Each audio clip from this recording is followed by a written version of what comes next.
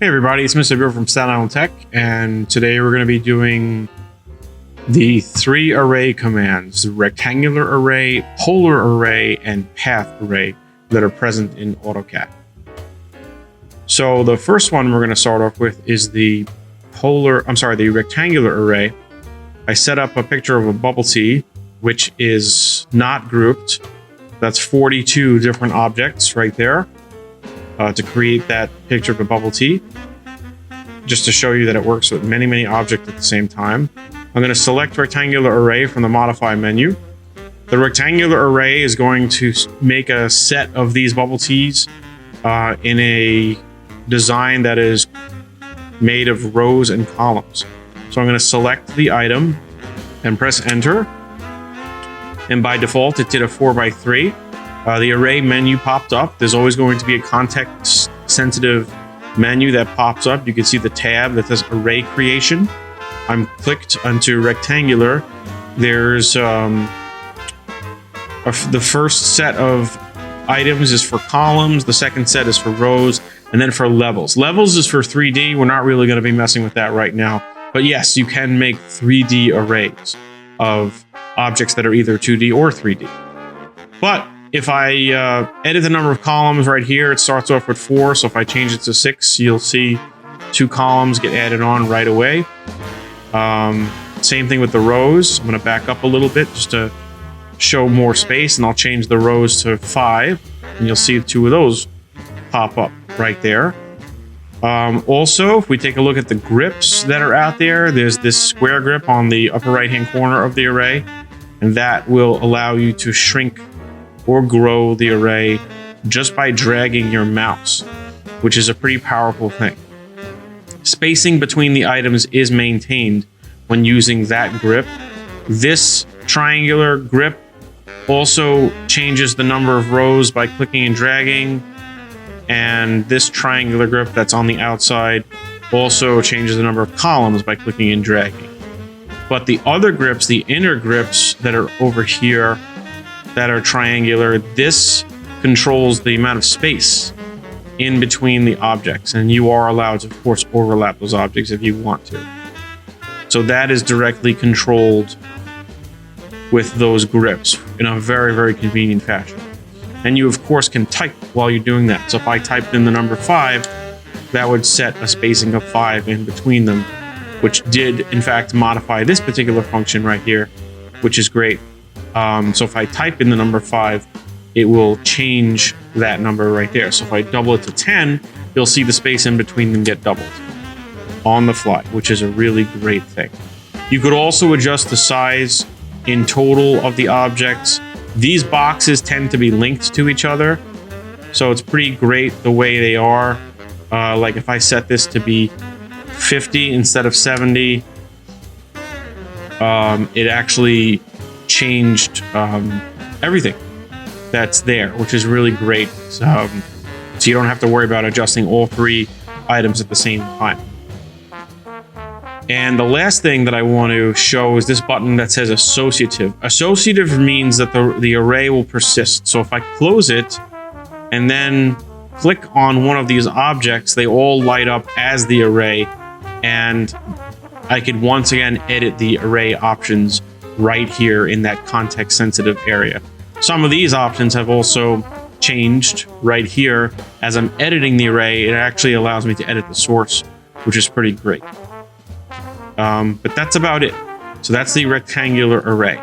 Next, I'm going to shuffle over here, take a look at the polar array. The cat head that's in the center is only there to show something that will act as a center point of my array. I'm going to use the center point of the ellipse that makes up the cat's head. So let me activate the polar array. And when I activate the polar array, I will select the objects, press enter, and then it asks me for a center point, and I'll light that center point up right there. There's a lot of things to snap to. And as you can see, by default, it generated 6 items, including the original. And it also rotated that bubble T as it went around the cat's head. Now, this is something you actually don't have to happen. There's a button over here that changes the properties of the array, And if I uncheck it, it will not rotate the items and keep them in the orientation facing upward or sitting on a desk the way it was intended from the beginning. I do like it looking better rotated, so I'm going to leave it that way. Over here, for options, I could once again change the amount of items that are there. So if I change this to 12, doubling them, you'll see 6 more of them pop right in there. The array being polar and radial or circular in any way that you want to describe that, by default fills in 360 degrees. But if you wanted to change that to just 180, then you can go ahead and do that. So I just changed it to 180. It kept my 12 T's, so I could reduce that to 8 or so right now. And it filled exactly 180 degrees or a half circle worth of those items. I can grab onto this arrowhead if I want and further increase that or decrease that on the fly. So that's adjusting the fill number right there. And I can grab onto this one over here to adjust the space in between them, which is overriding my amount of degrees that are filled. So this is not adjusting the number of T's. This is just overriding the degree adjustment that I had made before. So that's pretty great the way that works. Let me set it back to default of 360. And I will go back to having more T's. Let me go back to having 8 T's out there.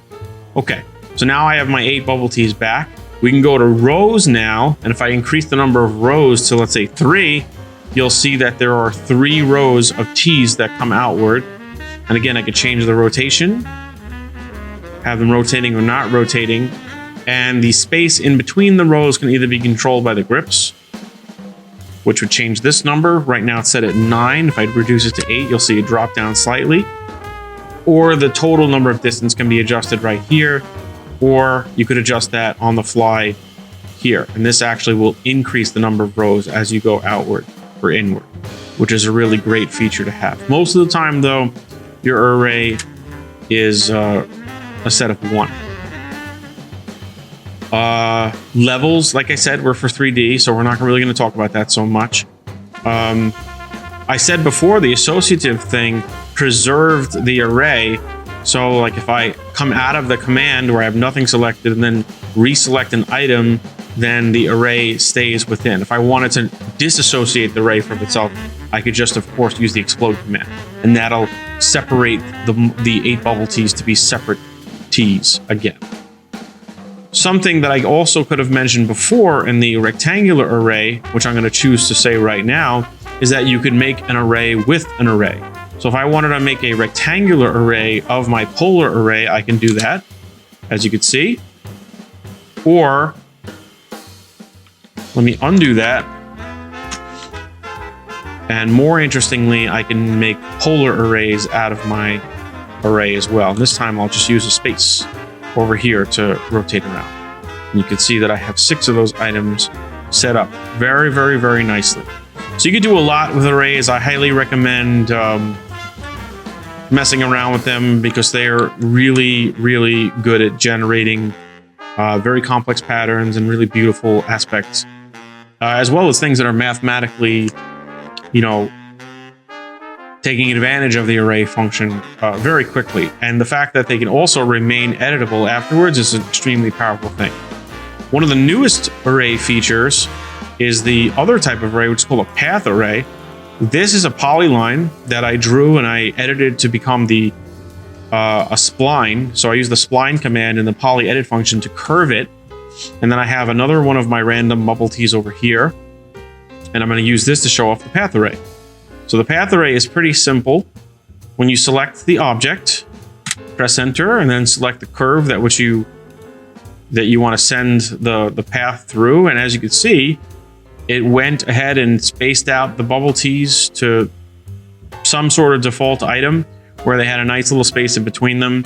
And you can see that the orientation of the T does follow the curve of the path, which is a really interesting feature to it. If you don't want them to align, you simply uncheck the align button and then they will all be straight. And as you can see that some of them do actually cut into the path and some of them do not.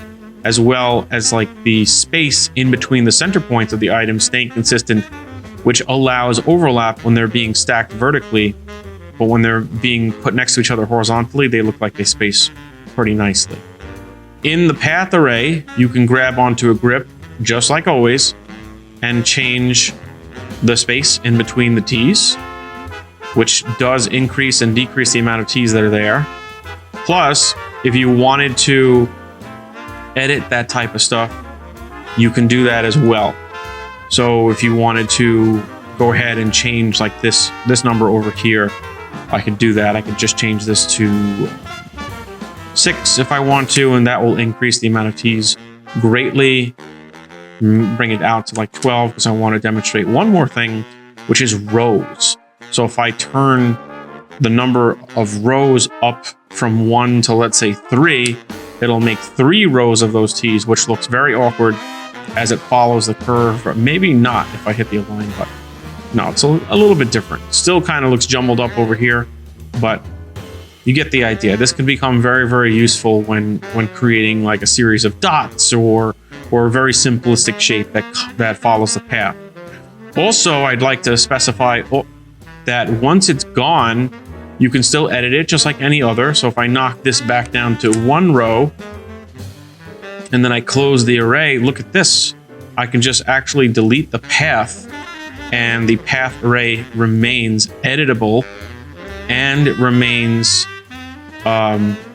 associative, excuse me. So this remains as an array that can be changed whenever you want.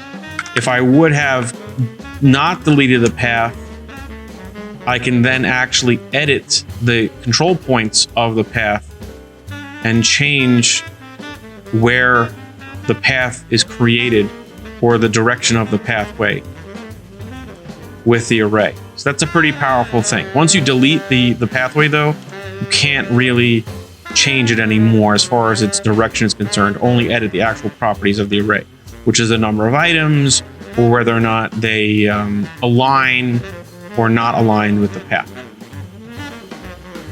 So rectangular array, polar array, which is by far the one that's used the most, and now path array. Those are the 3 different array commands. Please utilize them whenever you can. It does demonstrate a higher level of skill when they can be used the right way. Thank you very much.